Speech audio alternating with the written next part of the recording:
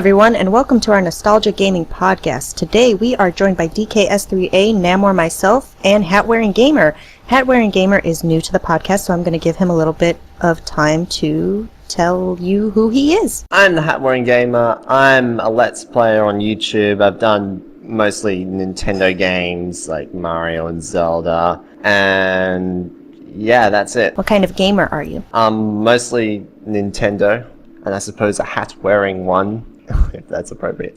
And yeah. Oh, okay. Well, I was just wondering if you were like a certain genre, but apparently you're specific to a console. Ish. Well, I think I do like platforming games and other stuff related to that. Okay, good enough. Alright, so on with our first question. What game brings back a lot of nostalgia for you? For me, aside from early Super Nintendo titles like Super Mario World and Donkey Kong, I'd have to say EverQuest is a major nostalgia game for me. Even now when I hear the theme song, I get the same feeling I did when I was 12, playing a druid for the first time. What about you guys? Super Mario Bros. 3 for the NES. It's like my favorite game ever created, and even though 20 years later I can still play it, and I still remember every single song in the game, like all the secrets, everything about the game. It just brings back so much nostalgia and memories every time I play the game. I'm kind of mixed on what game to say, because I mean, on one hand I had like the arcade machine of Galaga, and that I really loved playing that as a little kid,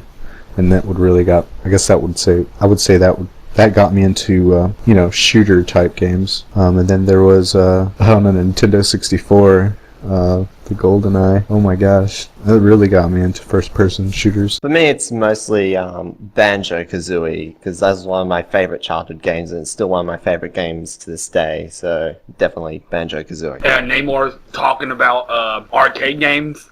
I used to, like, in the mall that we have in the city where I live at, there used to be an arcade, and I used to go in there almost every day or every other day and put in, like, quarter after quarter on the Simpsons video arcade, the Simpsons arcade game. That one and Ninja Turtles. I used to play those games so much, like, I put like literally about $5 to $6, like, almost every time I played the game. Yeah. Oh my gosh, the arcade games.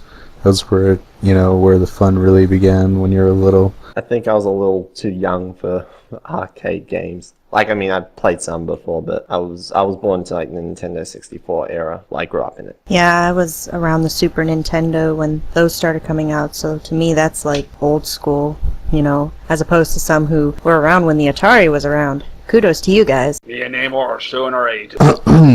Put that away. Alright, well, on to the next question then. So, the games that we mentioned, if that game wasn't around, would you be a gamer today? I think I would still be a gamer, but I would probably have a different appreciation than I do now. I mean, I may not have been so big into MMORPGs if EverQuest wasn't there. And chances are, I think if EverQuest wasn't there, World of Warcraft might not even be there either, or a lot of the MMORPGs that we have. What about you guys? If Super Mario Bros. 3 was never released, I mean, I would still be a gamer, because I played games even before Super Mario Bros. 3 came out, but it wouldn't let me appreciate probably Mario as much, like Super Mario World when it came out, Mario 64, and also it wouldn't let me have an appreciation of what the NES was capable of, because that game right there was probably the best game that showed what the NES is actually capable of. And if it wasn't for that game, the NES wouldn't have shown its capabilities, which did in fact that the gaming probably wouldn't be as far along now if it wasn't for certain games on systems like Super Mario Bros. 3 being one of them, because they pushed the limits on the Nintendo, which in turn, in fact, when the Super Nintendo came out, people started pushing the limits to see how far the Super Nintendo would go. If it wasn't for certain games on each system, the game probably wouldn't be as far along as it is now. People trying to out-up each other, trying to push the limits of each system, and I think Super Mario Bros. 3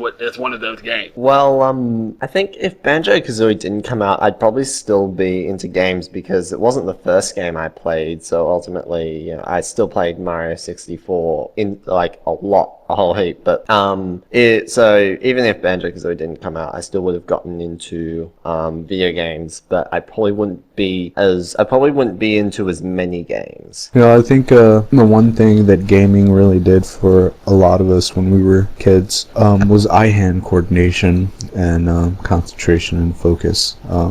I don't think we, as a human population, this sounds stupid, but would have made it this far without those, really focusing, challenging games. Now games are, if you notice, pretty dumbed down because they've just gotten easier. I think just generally over time, games have gotten easier because, like, I mean, I've played like, you know, all the old NES games, like the Super Mario Brothers games and the Mario World games on the SNES, and to me, they're actually really hard. Nintendo 64 is average, and once you get into like GameCube and Wii, I'm just like, this is just super easy. Oh, you're absolutely right. The other day, I was trying to set up a net play with DK on Super Mario 3, and like, I died before even completing the level. Like, I fell off of a platform like the dumbest death ever, but I don't know, it was so freaking hard. I hate those deaths. Yeah, I wholeheartedly agree, though, about everybody that knows me enough now knows that I love difficult games, and which is the reason why I like a lot of the NES. I stick a lot of times with the NES, Super Nintendo, Sega Genesis genre, Comic Zone, stuff like that. And I agree, like, games nowadays, with the exception of maybe a couple little here and there, most of the games you can, like, I can probably sleep or close my eyes and not even look at the TV screen and probably get through the game, like, not 90% of the game now. It's just ridiculous how easy. Yeah, and if it wasn't for those games that, you know, I think DK just went green there. Oh no, we've lost a member. DK, come back to us. He fell out. Leave him be. What I was gonna say was, you know, if it wasn't for these mind-stressing games that we grew up with, you know, on the arcade even, it just would have affected me so much more. I would have been, you know, not as quick on the reflexes when it came to eye-hand coordination. You know, that affects driving, that affects anything mechanical that you operate. But would you have been a gamer if GoldenEye or any of those games weren't around anymore? I think I still would have been, but I'd be a different type of gamer, I would say. Alright, well, on to our next question. Is someone responsible for you being a gamer? I have to say, my mother and aunt are responsible for that. They got me hooked in EverQuest at a very young age. I was 12 years old. And I actually used to make fun of my parents for playing EQ in their 30s as a kid. I'm like, oh man, you know, you guys are so lame. You're like 3 o'clock in the morning blasting this game, and, you know, you guys are, you know, retarded and blah, blah, blah. And, well, then they told me, they're like, oh, you know, we'll try it before you knock it. So I was like, okay. So I tried it, you know, thinking, oh, I'm gonna prove to you this game sucks. And, well, I was at the computer for probably 8 years after that. Well, I know that my parents actually got me and my siblings our first Nintendo 64 for a Christmas day many years ago. So they'd probably be responsible for getting me into games in that sense, because they bought us our first console. And by the way, if your parents you know were playing EverQuest at like 3 a.m. in the morning in their 30s, I must say I'm mighty impressed, because I'm not even I'd last that long. Oh, they were Evercracks. Yeah, they were hooked. Now, I personally go.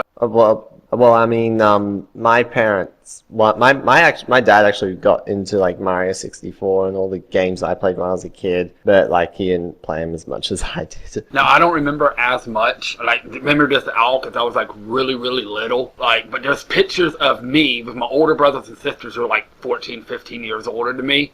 With one of them, with my youngest sister, with me sitting in her lap with an Atari controller. I was maybe like 1 or 2 years old, sitting there trying to play the Atari. So even though I really don't remember, I'll probably have to say that my older brothers and sisters were the one that got me into gaming.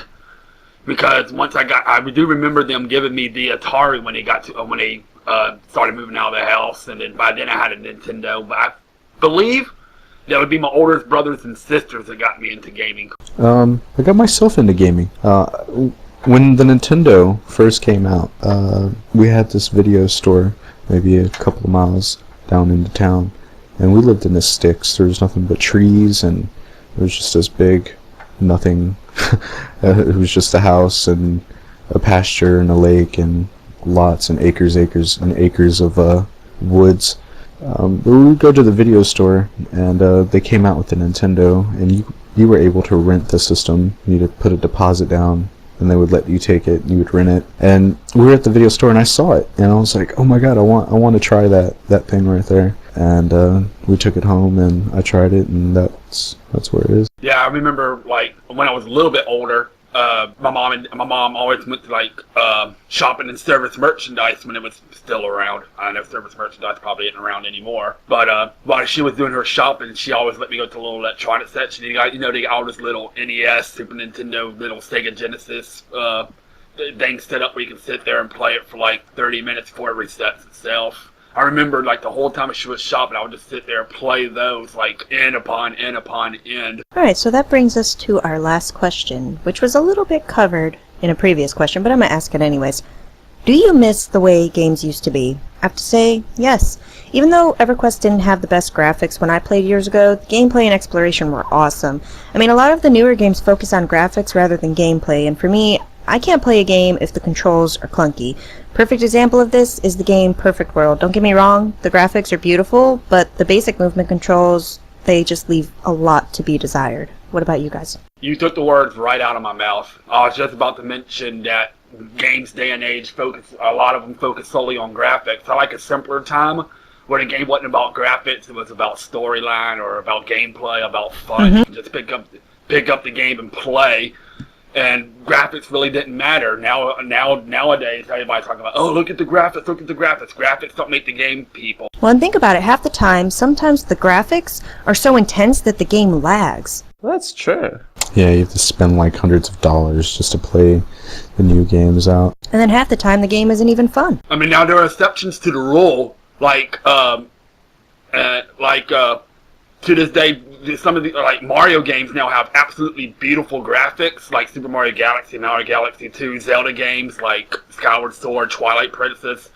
They got such beautiful graphics, but the games are still fun to play, still epic story. I mean, if they can combine the two together, it would be just fine. Well, and that's the thing I noticed about Nintendo. People knock Nintendo so much because it's not like the PlayStation or even the Xbox, or, it doesn't have certain graphical capabilities. But to be honest, I can't really think of too many Nintendo games that I didn't enjoy playing. They definitely focus on gameplay before the graphics. Yeah, definitely. I mean, they picked 480p, so and so even though that can be a letdown for graphics, then I mean, like if they get, that doesn't mean that the games are bad. I mean, Nintendo 64 games were awesome, and that was even less power right there. Absolutely. All right. So does anybody have anything else to add to this podcast? Put the lime in the coconut.